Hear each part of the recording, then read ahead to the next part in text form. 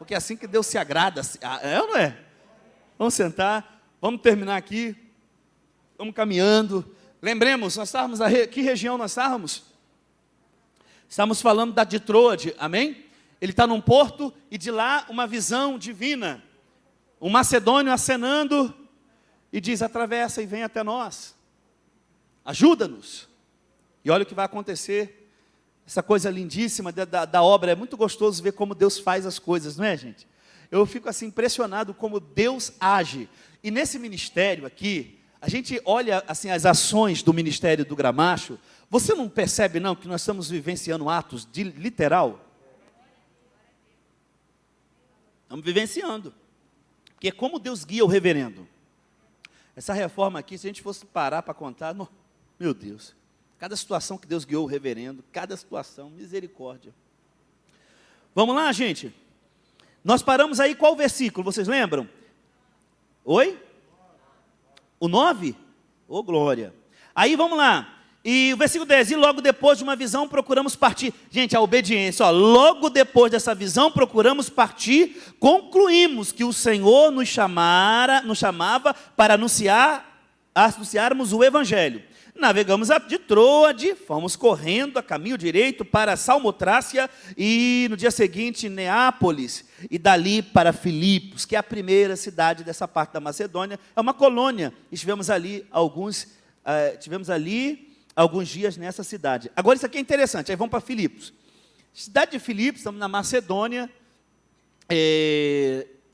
Tem aí a cidade, tem aí o mapa da Macedônia, meu filho, melhor que esse, para mostrar Filipos? Não. Ele cortou lá um pedaço, lá, grandioso. Aproxima lá a Macedônia, aproxima aqui, ó, a Macedônia para mim. Esse ponto aí na sua... Isso, vamos mais um pouquinho, deixa eu ver, não vai mais não, né? Depois procura aí para mim um mapa que mostra Filipos. Bom, então nós temos aí a cidade de Filipos, onde Deus vai começar a agir de maneira sobrenatural. Primeiro que chama a atenção é que a obra, ela não é um anseio humano, porque não pode haver milagre se tiver só a vontade do homem. Tem que ter a ação divina. E isso vem a partir da oração, isso vem a partir do jejum. Você vê que a primeira coisa que o apóstolo vai fazer é isso. No dia de sábado, saímos à porta fora, à beira de um rio, onde procurávamos um lugar para orar.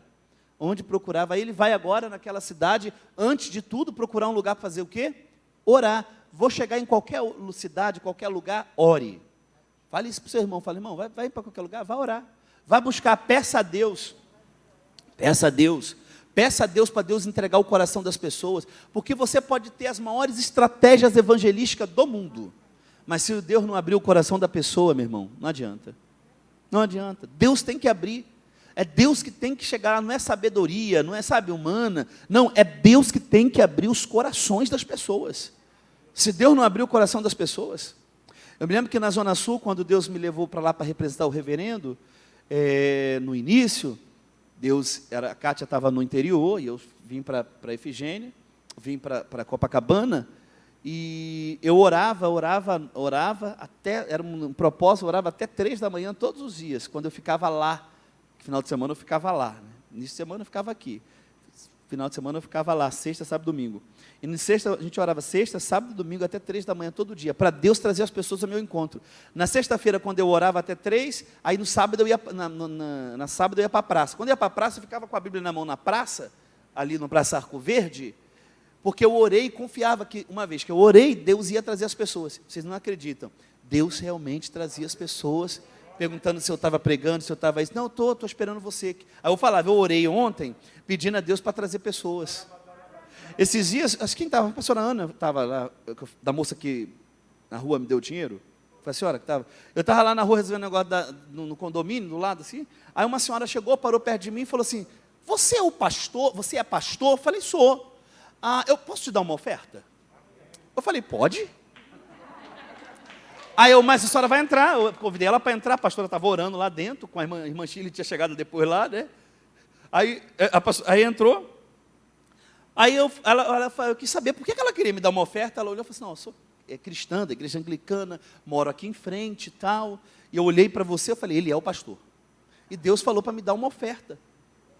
Aí eu peguei o envelope, fiz uma oração por ela, aproveitei e falei, você não conhece alguém que não é crente, que eu possa pregar para essa pessoa? Não, eu conheço uma empresária, tal, que tem um restaurante, na pandemia estou em depressão, porque o restaurante fechou, já consegui até um contato para evangelizar. Quer dizer, Deus leva pessoas ao nosso encontro. Deus vai levar pessoas, sabe por quê? Porque a obra é de Deus. Agora, é claro, tem que orar. O pessoal tem preguiça na oração, tem preguiça... Gente, o reverendo tem falado uma coisa e é verdade, às vezes nós temos que tomar mais tempo orando. Teve uma vez que a gente, lá no hotel, não sei quem estava nesse dia, a gente sempre chegava, rua, evangelismo, mas esse dia ele falou assim, vamos todo mundo orar. Oramos e saímos, eu acho que ficou meia hora para evangelizar. Eu sei que, gente, um dia que nós trouxemos mais alma foi aquele. Foi aquele. Oramos para caramba. Mas por quê? Porque quem é que vai trazer as pessoas? É Deus. O evangelista vai, a minha missão é ir. A minha missão é ir para o campo. Agora, quem vai trazer a pessoa ao nosso encontro? Quem vai trazer, gente? E esse dia da moça lá foi legal porque a pastora Ana estava lá dentro orando, com a missionária Aline, né, lá no templo da Zona Sul. E chegou a irmã Shirley, porque a irmã Shirley, há um tempo, ela já não, há quase um ano, ela não vai à igreja por causa da situação da perna dela. E queriam levar ela para tomar vacina. Ela falou, se eu vou sair para tomar vacina, eu tenho que ir para a igreja. Não, crente é assim. Porque hoje tem uns crentes que não pensam nisso. Eu vou tomar vacina, eu vou no mercado, eu vou nisso, eu vou naquilo, mas não vou para a igreja. A igreja que tem distanciamento, a igreja que tem álcool em gel, a igreja que tem tudo. E outra coisa, sabe quem mais leva vírus para dentro da nossa casa, se você não tiver cuidado? Primo, filho, neto, tio, irmão. A Anissete Bruno morreu por causa da visita de alguém. Não vou no templo não, porque eu estou me guardando. Não, a gente respeita a sua decisão, com certeza, mas olha, aqui nós estamos tomando todo cuidado. Todo cuidado. Aí a irmã Shirley veio, né, curada das pernas, andando, que ela estava muito tempo sem andar, tal, contou uma experiência legal lá para a gente, né, porque ela teve uma AVE, e eu não sei explicar muito o que é AVE não, mas é quase um AVC. E aí ela ficou internada, né, aí o médico chegou para ela, deu alta a ela e falou para ela, olha... que ela ia chamar o esposo, a irmã Chifa tinha que chamar a sua esposa, ela falou, e esse senhor que está aí com a senhora? Falou, não tem senhor comigo nenhum, não. Falou, não, tem um senhor que está com a senhora. Ele falou assim, sei, é Jesus. Aí ela falou assim para a gente, olha pastor, se fosse eu que tinha visto, porque eu tive esse negócio na cabeça, iam falar que eu estava alucinando, mas foi o médico que disse que tinha o tempo todo um homem do meu lado. A aula dos anjos ali, né? A presença, né? Deus manda, velando ali. Amém? Então olha para o irmão que está e fala assim, ó, quem abre o coração das pessoas é Deus. Ora mais pelas pessoas. Evangelize e ora. Evangelize e ora, evangelize e ora, evangelize e ora. Amém? Aí olha o que acontece depois da oração. Olha. E uma mulher chamada Lídia, vendedora de púrpura da cidade de Tiatira, e que servia a Deus, nos ouvia, e o Senhor lhe abriu o coração, para que estivesse atenta ao que Paulo dizia. O que é a Macedônia? A Macedônia é aquele lugar que Deus está querendo fazer uma obra urgente, para ter conversões de corações como de Lídia, conversões como do carcereiro, conversões como daquela endemoniada. Então, quando nosso reverendo fala, Senhor, mostra-nos a Macedônia, é mostrar aquele lugar que Deus quer que o evangelho seja pregado ali. Seja ali. Agora, olha a vontade de Deus agora. O evangelho vai ser pregado aqui. E Deus já vem abrindo o coração da Lídia. Lídia, ela era de Tiatira, vendedora de púrpura. A púrpura, já falei sobre isso aqui no mundo antigo, é uma coisa cara, não era barato, porque era feito de casca de moluscos, de coisas de mar, para ter uma porção acolorada. Isso era caríssimo. E a Lídia está ali, uma empresária dessa área, não era uma coisa barata de se adquirir, e ela está ali agora e o Espírito Santo vai abrir o coração dela. É tão gostoso, gente, sabe, assim, você, depois de orar, o Espírito Santo te guiar, e Deus abriu o coração das pessoas. Sabe, você ser um instrumento de Deus, que vai levar as pessoas a Cristo, não tem preço que pague isso.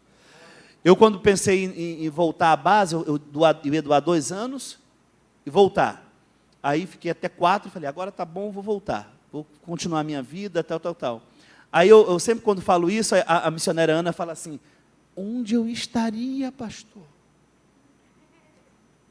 Olha o que Deus fez. O Senhor não desistiu. e hoje eu estou aqui salva, hoje eu estou aqui uma missionária.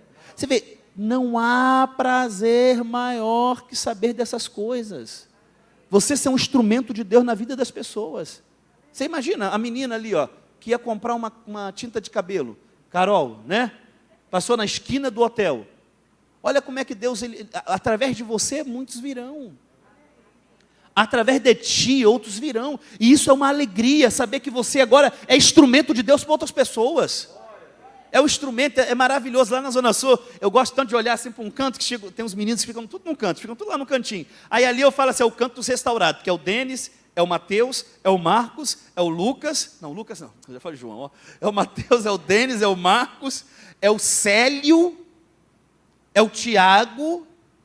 Aí tem, mais atrás, Elinho. Aí depois tem Alex. Uma penca. Quando eu olho assim, tudo gente restaurada. Um era viciado, outro era isso, outro era traficante, outro era isso. Quer dizer, que prazer maior existe do que esse? Nenhum. Agora, e essa coisa gostosa, todos podemos ter quando você foi enviado para a Macedônia que você for. Amém? O reverendo tem orado todos os sábados. São quantos sábados já, Sara? 57, você imagina?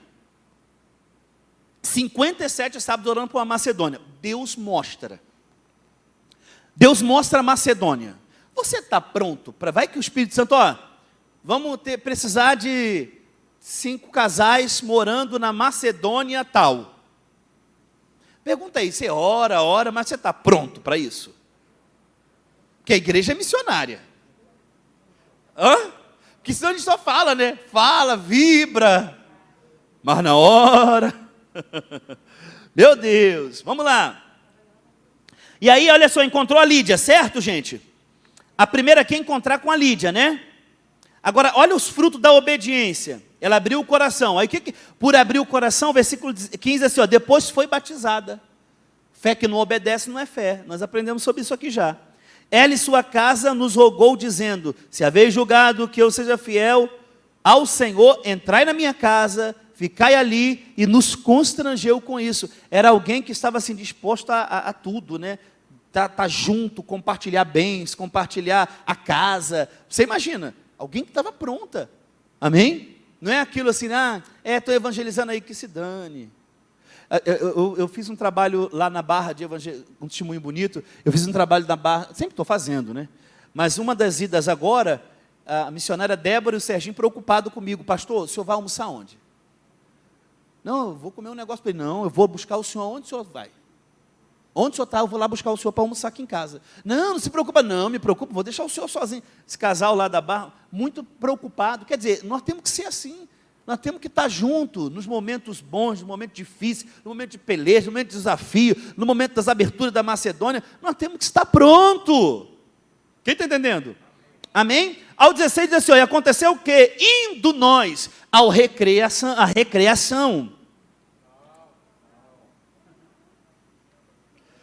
Eu já falo para implicar, né? Vindo nós à oração.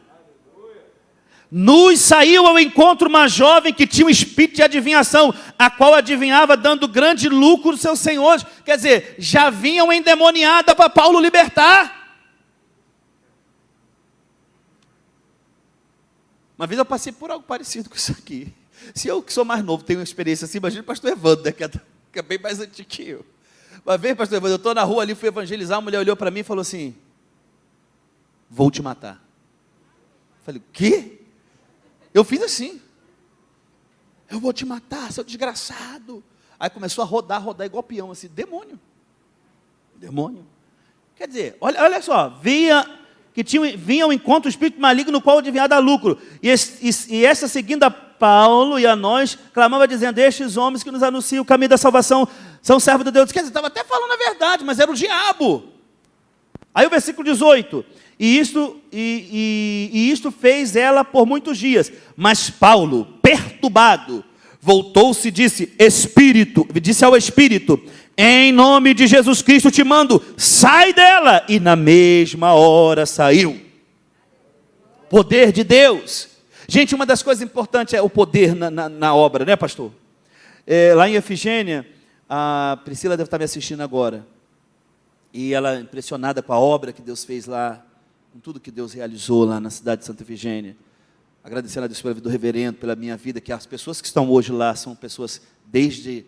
Imagina, eu estou há 11 anos em Copacabana, né? Então, há 11 anos atrás, né? São as mesmas pessoas. E eu falei para ela, sabe o que eu fiz aí? Ouvi o que o reverendo falou. Você tem que ter dom. Olha o que Paulo está fazendo. Você vai numa região, onde você for, vai abrir um projeto. Peça a Deus para impor as mãos e as pessoas serem curadas. Peça a Deus para impor as mãos e as pessoas começarem a ser libertas de demônios. Quer dizer, eu vou lá, estou aqui comissionado pela Assembleia de Deus do Gramacho na China. Deus está lá contigo e Deus vai operar através de você. É assim que acontece. Eu estou lá, vou agora comissionado para Santa Maria, o Carlinho. Vocês vão comissionado agora. Sabe quem vai com vocês? Brinca. É o Espírito Santo. Não, e nós temos que ir caçando as coisas para acontecer. Não, também não dá para ter esse espírito lerdo de não ver as coisas, não. Tem que ir querendo as coisas acontecer. Não, um culto, gente, é uma oportunidade para milagres.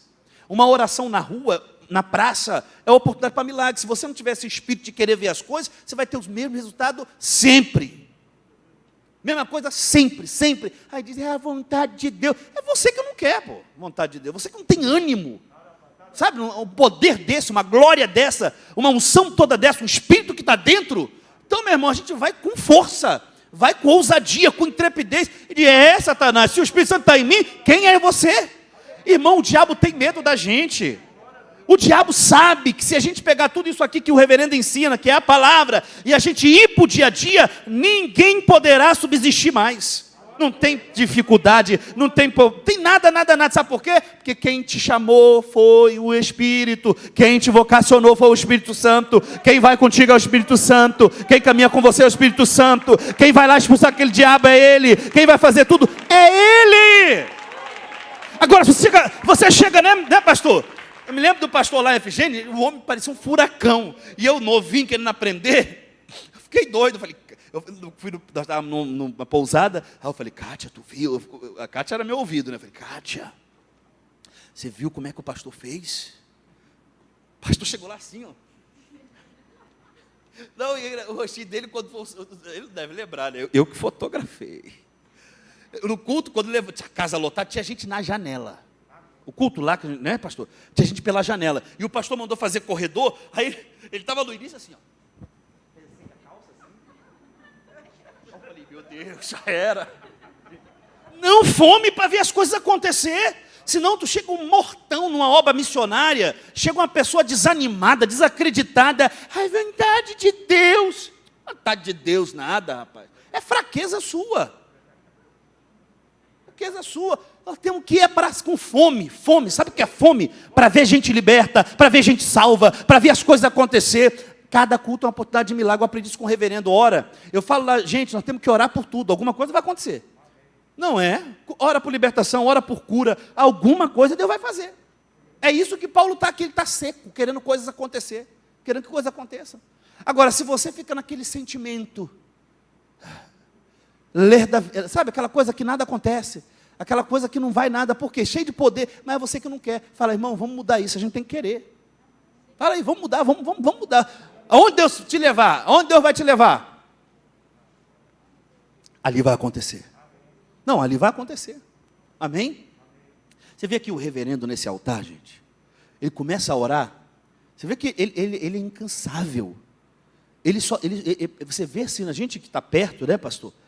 Ele fica, aquilo que Paulo sentiu em Atena, o espírito revolto dentro, ele fica assim quando ouve falar de alguém que está doente, ele fica assim quando ouve falar de alguém que está entubado, alguém que manda algum comunicado para ele, aí ele já vem, já manda, ora aqui, missionários, pastores, a gente ora, depois ele volta e ora de novo.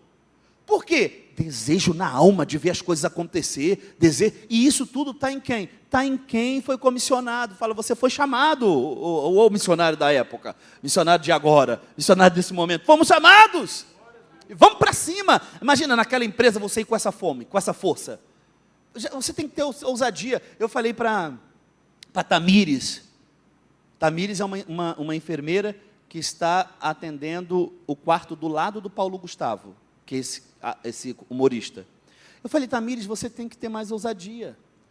Porque é uma ordem que não pode bater, tocar, falar com o namorado lá, o carinha lá dele, não pode.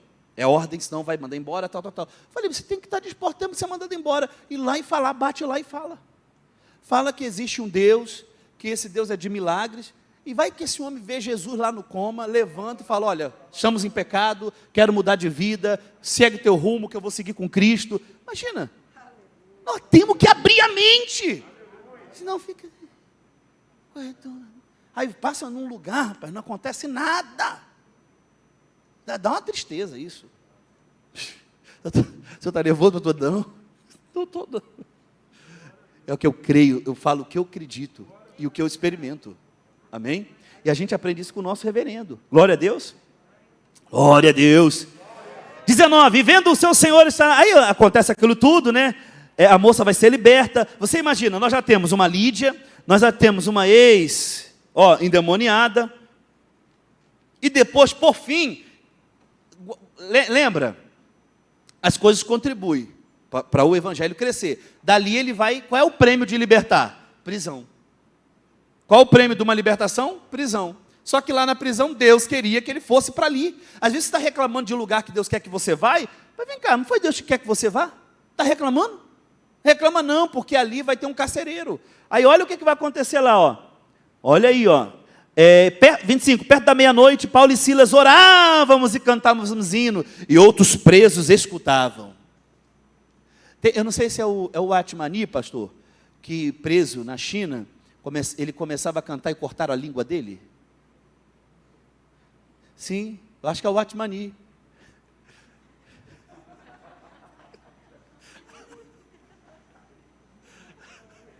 O Atmani, depois cortaram os dedos para ele não escrever. Tem uns negócios assim. Quer dizer, você imagina, à meia-noite ele estava ali cantando, adorando, tal, na prisão. Você tem que fazer o céu o lugar onde você está. Aí, olha o que acontece. Veio de repente tão grande o terremoto que os alicerces do cárcere moveu e logo se abriram as portas e foram soltos as prisões de todos. Acordando o carcereiro, vendo abertas as portas da prisão, tirou a espada e quis matar-se, cuidando que os presos já tinham fugido. Mas Paulo clamou com grande voz, dizendo, não faças mal, todos estamos aqui. E pediu luz. Soltou dentre todo trêmulo e pedindo luz, soltou dentro, e todo trêmulo se prostou entre Paulo e Silas, e tirando para fora, disse, senhores, que é necessário que eu faça para me salvar? Gente, que pergunta, oh Jesus, manda uns assim. Aí ele diz assim, ele disse, crê no Senhor Jesus, será salvo tu e tua casa. Quer dizer, o carcereiro imediatamente, olha, quero ser salvo. Na cadeia. Mas por que ele foi ali? Porque Deus queria. Quem está entendendo? Então, Deus está conosco. Você foi chamado por Deus? Eu comecei a minha palavra falando sobre chamados, vocacionados. Deus está conosco aonde Deus te chama, aonde Deus deixa você, aonde Deus te coloca. Deus está ali. E acontecerá coisas. Acontecerá porque quem te chamou foi Deus. Quem te chamou? Foi Deus, gente. Quem nos chamou foi Deus. Eu sempre tenho isso, eu levanto e falo, Deus que me chamou. Foi Deus que me chamou. Foi Deus. Uma vez uma mocinha, lá no início, no hotel, ela já saiu da igreja, ela olhou para mim e falou assim, nossa, o reverendo tem muita coragem de deixar alguém que não sabe falar aqui, na Zona Sul.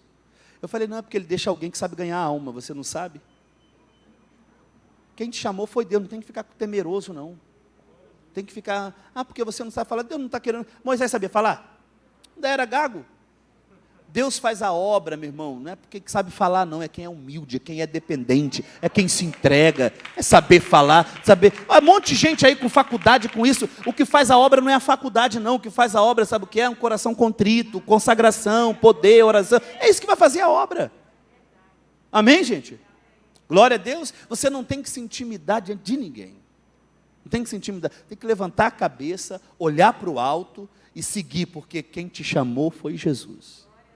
Quem chamou você foi Jesus. O pastor antes pregou sobre não temer diante das autoridades, lembra?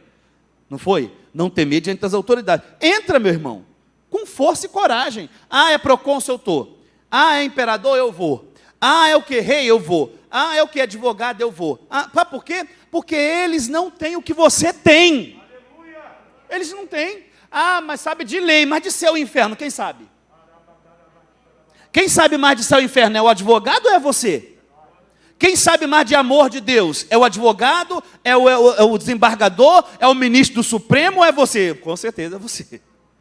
Fala assim, quem sabe mais somos nós. Não vamos temer. Mas o professor tal. Eu me lembro uma vez lá com a irmã em Belo Horizonte. Eu fui dirigir um culto, eu falei, caramba, que arapuca aí, armaram para mim. Era só professor, pastor Evandro. Só professor, esse cara tudo ateu aí. Inclusive o Aimã, que também era. E engraçado que eu fui, não sei se o pastor Enoque vai lembrar. O pastor Enoque estava saindo e eu ia para lá para ficar uma semana. Aí o pastor Enoque sai assim, fala assim, Leozinho, então Leozinho, vai aí ver se tu consegue, porque eu não consegui nada não. Aí eu olhei assim e falei, pai. Aí vamos, aí chegamos, primeiro culto, eu converso essas coisas com a irmã fala assim, e ele acrescenta, o senhor lembra, tinha um rapaz lá, não sei se era Astargos, era um nome difícil, o cara fazia cada pergunta, rapaz. Aí eu sei que naquela época eu falei o seguinte, olha, vou fazer o seguinte, professor gosta de ostentar, né? Vocês sabem como é que é professor. Aí eu falei, vamos fazer o seguinte, vou ler um texto aqui, e se vocês apontarem 5 características que vocês têm, eu tenho que ser ateu como vocês. Aí li o Sermão do Monte. O nome difícil falou assim, mas isso aí é impossível. Eu falei, não, você está olhando para uma pessoa, eu tenho isso. Aí ele olhou assim, falei, porque só quem nasceu de novo tem. Nós sabemos mais, irmãos. Somos mais por causa da palavra, somos mais sábios que os mestres. Amém? Aí Deus apresenta uma Macedônia, que glória, né? Que maravilha apresentar a Macedônia, o lugar que Deus quer. Nós temos orado, irmão, sabe? O reverendo hoje falou sobre a Tijuca, uma outra região grande ali no centro. Grande, Tijuca, você dali vai para outras regiões grandiosas. Engenho Novo, Engenho de Dentro, Engenho da Rainha, você vai para Almeia. São regiões grandes. Quer dizer, imagina, como é que Deus ali, se ele é uma Macedônia, então, fala com o irmão que está ao seu lado, abra teu coração para o que Deus vai trazer depois de tantas orações, hein? Está se orando tanto, é ou não é a igreja viva? Muito bem, então de Filipos, de cara, obra missionária explode. Filipos, a região da Macedônia, Filipos, a obra explode. Depois vem a Tessalônica, Bereia. Agora é interessante, eu não vou me deter por causa da hora, a gente tem que passar aqui para a terceira viagem ainda.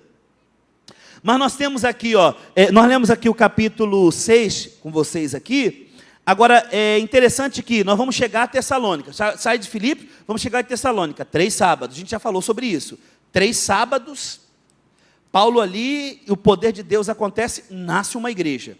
Agora, é a região da Macedônia. Pega um mapa, pode deixar esse, mas procura um melhorzinho aí, meu filho, da Macedônia. Essa região aqui, nossa, aqui tá bom. Toda essa região Macedônia, e aqui abaixo, aqui, um pouco, abaixo de Bereia, bem abaixo, nós temos essa região aqui, que é uma região chamada de Acaia. Essa região aqui é importante, tem Corinto aqui, a região mais próspera. O Império Romano investiu muito dinheiro aqui.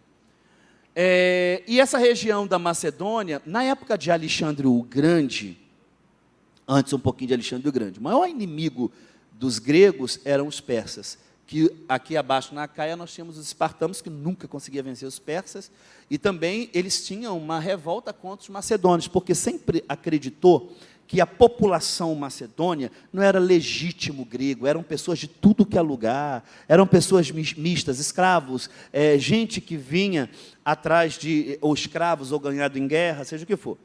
E acredita tanto que, quando fala de Alexandre o Grande, rei, imperador, rei de toda a Grécia, muitos dos acaianos não gostavam disso, porque dizia que ele era um bastardo. Ele era um bastardo, ele não era um legítimo. Então, só que o que ele fez? Começa com o pai dele, E depois ele consegue unificar a Grécia, vencer. Os persas vão sair, vão ser vencidos, e ele vai unificar isso tudo como Grécia, vai chamar de Magna Grécia. Só que, quando o Império Romano entra na história, Roma vai distribuir essas regiões, e ela vai pegar essa região aqui da Acaia, e vai dar toda uma revitalizada, com portos, com templos, com parte turística, a própria Corinto. Vai ser a cidade de Corinto não é, na época de Jesus, não é a mesma Corinto da época de Alexandre o Grande. Ela foi destruída, reconstruída, que isso era comum no mundo antigo, e aqui Roma havia construído uma outra Corinto, uma outra cidade, uma cidade, só que tentou trazer os romanos tinham um vislumbre muito grande sobre deuses. Número 1 que eles adoravam, Egito. Tanto que, você vê, loucura, tinha um templo a Ísis na cidade de Corinto. Não tinha nada a ver com os gregos. Mas também tinha de Apolo, Afrodite e outros. Então, essa região aqui era uma região que, ela foi uma região mais deixada. Era uma região maior, difícil controle, muitas revoltas e também pouquíssimo investimento. Por isso que as igrejas dessa região eram mais ricas ou eram mais pobres? Mais pobres. E a região turística da Acaia eram mais ricas. Então, a cidade, quando Paulo escreve a Corinto, está escrevendo para crentes que estão nessa região de mais posse. Muitos dos crentes vieram daquela sociedade de mais posses, tá? Aqui nessa região. Então, essa Macedônia, pobre ou não, rico ou não, mas é o lugar onde Deus quer que pregue o Evangelho. Ele não quis que fizesse isso aqui no Gramacho, na Baixada? O reverendo, quando orou para onde Deus ia enviar, enviou para onde? Para Macedônia. Enviou para Macedônia. Enviou para cá. E aqui, olha aí, ó. Né? Olha aí, ó. Uns aqui é da Reta, uns aqui é da Laureano, Gramacho. Gramacho era Nova York, vocês sabem, né? Quando fala assim, Gramacho, quando olhava assim, é Nova York daqui. Né? Fala Reta. E a Reta antigamente era um valão, não é igual hoje. Hoje deu uma mudada, acabaram com o valão, botaram. Não, antigamente tinha um valão ali gigantesco ali. Mas é para cá que Deus trouxe o reverendo, e para cá que a obra cresceu e me salvou, eu um pecador perdido, como outros que foram salvos, e Deus pegou esses homens e mulheres, não só aqui, é a partir daqui, porque a partir daqui chegou no sul, chegou em Minas, chegou na Zona Sul, chegou em tantos lugares, e foi salvando vida, transformando pessoas, transformando em homens e mulheres de Deus, para pregar o Evangelho, para ajudar o reverendo. Glória! Amém? Beleza, então nós temos aqui, ó, Macedônia, Filipos, aí Tessalônica, Bereia, 3 semanas aqui. É interessante que a cidade de Tessalônica era uma cidade que os crentes receberam a palavra com muita perseguição. A gente já viu isso aqui. Receberam com muita o quê? Perseguição. Mas mesmo os perseguidos, eles transbordavam de quê? Isso é um fruto do Espírito. Transbordar no meio da perseguição em alegria. Em alegria, você percebe que a palavra felicidade, ela não tem, como a gente aprende hoje no mundo europeu, ela não tem uma conotação dentro dos termos bíblicos, porque felicidade está sempre relacionada a algo que aconteceu de bom. A gente aprendeu muito isso desde os contos dos árabes, e viveram felizes para sempre. Aí entrou esse vocábulo dentro do nosso cotidiano. Mas quando você vai para a Bíblia e fala de um estado contente, você fala de uma ação do Espírito Santo. Por quê? Porque essa ação do Espírito Santo é independente do que acontece fora. Você pode estar sendo provado, mas você pode estar alegre. Você pode estar vivenciando uma perda e você está alegre, porque é algo que vem do Espírito. É algo que vem do Espírito Santo, essa alegria. E aí você consegue, olha assim, ó, você vê, esses dias a pastora Kátia, tem um mês, 2 meses, 2 meses por aí, a pastora Kátia perdeu o pai. Perdeu não, ganhou, porque ele está na glória. Ganhou, está lá com Jesus. E aí, a família dela, impressionada. Por quê? Porque ela estava bem lá. Quem acompanhou ela no sepultamento foi a pastora Tatiana, não foi? Pastor Evandro também? Depois a família impressionou, mas você isso, você aquilo. Mas por quê? Dentro eu estou alegre. Isso é uma obra do Espírito Santo. Os crentes da igreja de Tessalônica estavam assim, sabe, dentro, perseguidos, sabe, maltratados, mas lá dentro, firme, alegre, contente, sabe, eu estou recebendo o resto das aflições de Cristo. A irmã Shirley, lá no dia da oração, ela foi para fazer decupagem da ferida. E aí o médico mandou ela tomar aquela injeção, a hack. Aí ela já estava falando, ai, que dor. Daqui a pouco ela, que dor? Não, Senhor, o Senhor sofreu mais por mim, para aquela cruz, isso não é nada. Quer dizer, como é que um crente ressalta com essas coisas? Por causa do Espírito Santo em nós. Glória!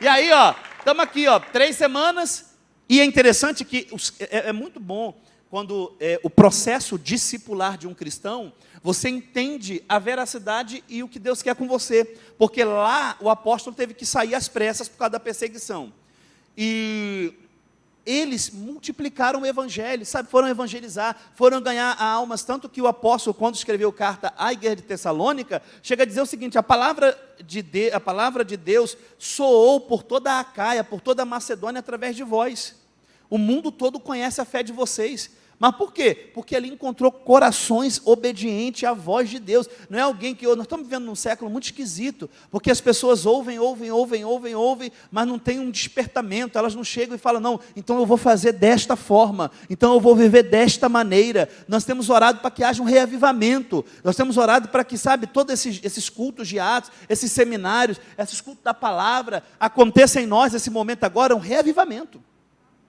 E tudo isso começa a fazer parte do nosso cotidiano, porque isso era o que estava na igreja de Tessalônica. Glória a Deus. Outra coisa, ele foi para Bereia, perseguido lá, o novo convertido. Isso aqui é tão interessante, porque em Tessalônica tem uma coisa interessante ali. Quer ler comigo? 17:5. Opa, 17:5. Vamos ler do versículo 1. E passando por Antípolis e Apolônia, chegaram a Tessalônica, onde havia uma sinagoga de judeu. E Paulo, como tinha por costume, foi ter com ele 3 sábados, disputou com eles a Escritura, expondo, demonstrando que convinha que Cristo padecesse e ressuscitasse dos mortos, e este Jesus que vos anuncio, dizia a ele, é o Cristo. Olha aí, 4. E alguns deles creram.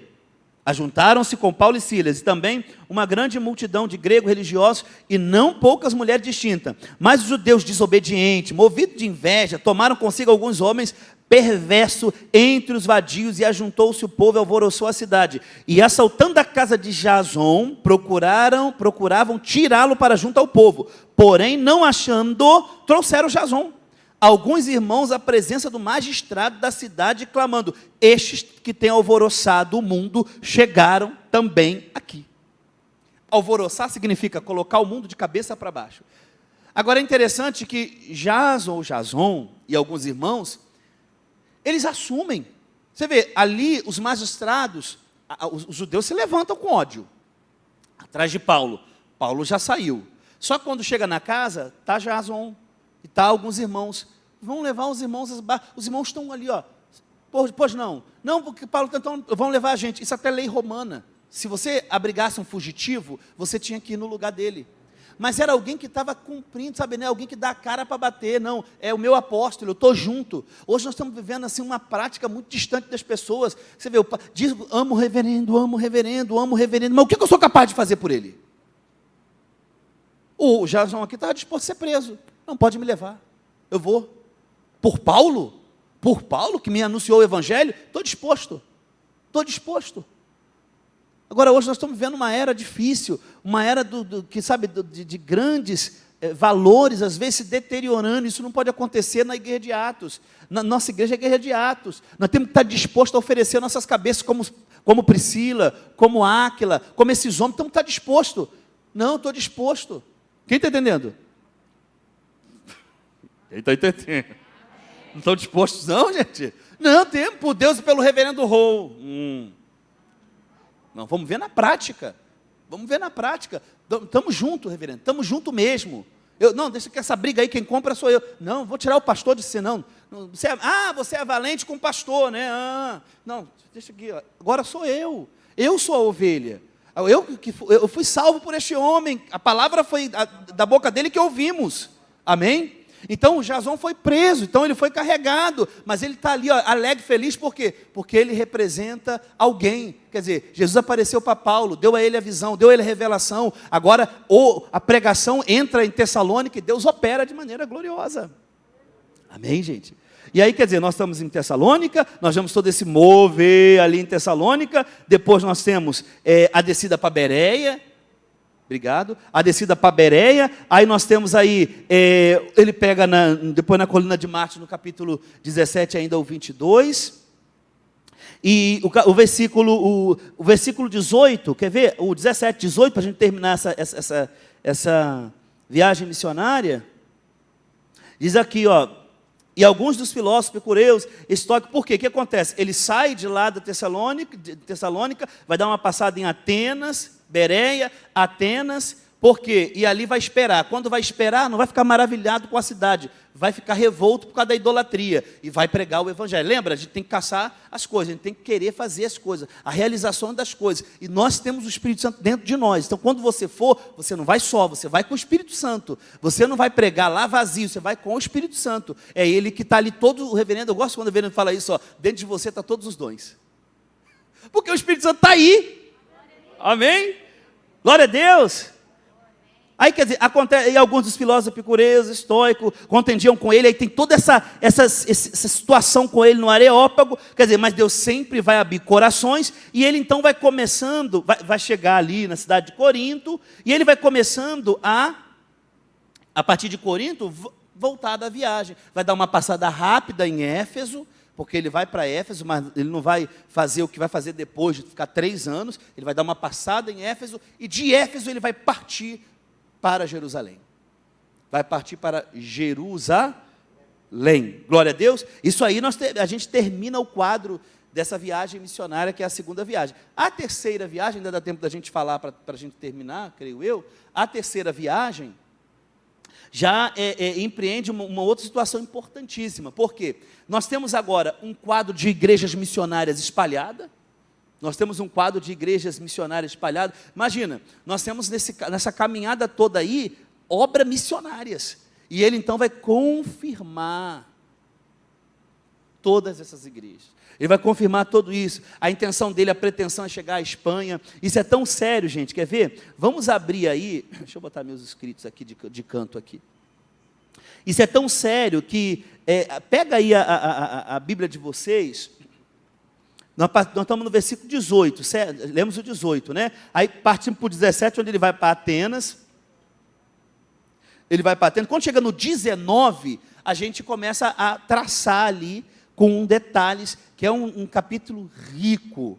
O capítulo 19 é um capítulo rico que trata dessa terceira viagem, administrativa, completamente administrativa. Uma viagem onde ele vai realmente confirmar ânimo dos discípulos, ele vai entrar na cidade de Éfeso como nunca, e sucedeu que, enquanto Apolo estava em Corinto, Paulo, tendo passado todas as regiões superiores, mais acima, chegou a Éfeso e, achando ali alguns discípulos, disseste: recebeste ali o Espírito quando creste? Quer dizer, vai começar ali todo um trabalho na cidade de Éfeso, e você vê o apóstolo muito preocupado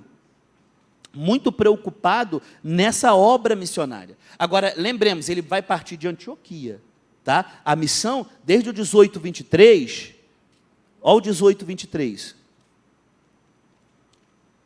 18, 23, ó. Naquele mesmo tempo, houve não pequeno alvoroço acerca do caminho, porque um certo ourives da prata, do nome Demétrio, que fazia de prata nichos de Diana, dava não pouco lucro aos seus artífices. Então, já começa ali algo forte quando ele sai de Antioquia, tá? Ao alvoroço todo por causa da Diana. Diana era uma deusa para eles muito cultuada. Paulo envia Timóteo a Erasto, aqui a Macedônia, vai ali pregar no capítulo 19, versículo 22, é um outro capítulo importante. Agora, o versículo muito importante para a terceira viagem, para a gente fechar, é 20, é o capítulo 20, versículo 3. E passando ali 3 meses, sendo-lhes pelos judeus postas ciladas, como tivesse de navegar para a Síria, determinou voltar para a Macedônia. Então, Paulo, quando ele passa administrativamente pelas regiões da Ásia, vai pegar o Efésios, vai ganhar almas ali, e então ele vai para a Macedônia, e por ciladas dos judeus ele vai voltar, ele vai recuar pela Macedônia mesmo, em vez dele descer mais como ele fez as outras viagens, foi para Acaia e vai para Éfeso, que é um outro porto, e vai para Jerusalém. Não, ele vai voltar por causa das ciladas que havia posto para ele. Amém? Vamos nos levantar, fazer uma oração que nós... E receber o pastor? E vamos receber o pastor Evandro.